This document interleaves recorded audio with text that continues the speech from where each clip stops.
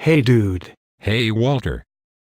Go get me a Dos Equis. I want to talk about the most interesting man in the world. Oh, I hate that guy. There's nothing he can't do. Did you know he kicked my ass last week bowling overhand with his feet? Thanks. Yay, I also heard that he rolls sevens on a six-sided dice.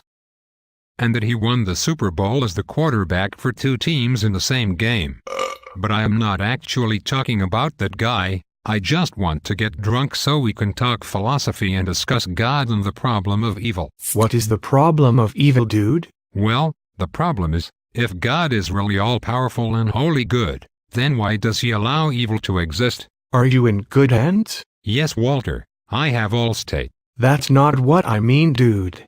I mean, is God still providing you with the greatest possible world by allowing the existence of evil? Well, I would argue that a world in which humans have great opportunities to benefit from each other is better than a world in which there is very little opportunity.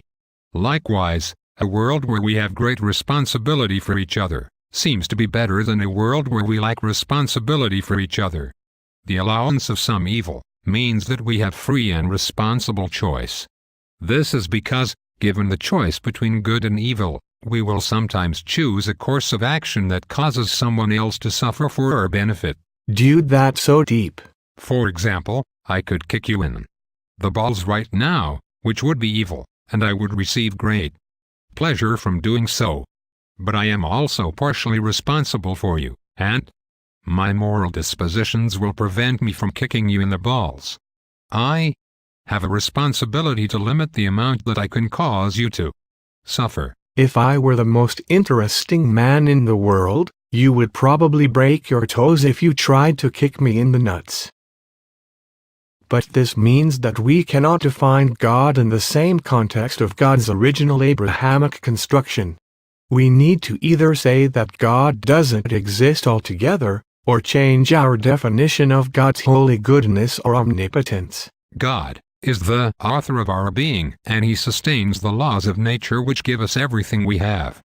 God is a responsible parental figure to all of humanity. He maintains a certain right to allow someone to suffer, either for their own good in the long run, or for the good of someone else who deserves to benefit from that suffering. We are not asked before we are born whether we want to live in a world that is evil. God chooses this for us, but, in return, we gain the greater goods of life and responsible free choice. God exists, but I agree, Walter, that God cannot truly be omnipotent if evil exists. This does not mean that the evil that God creates offsets existing good. The evil that God creates is a means toward even greater goods that far outweigh all evil. The world is better with some evil existing in it. Wow, God's the good.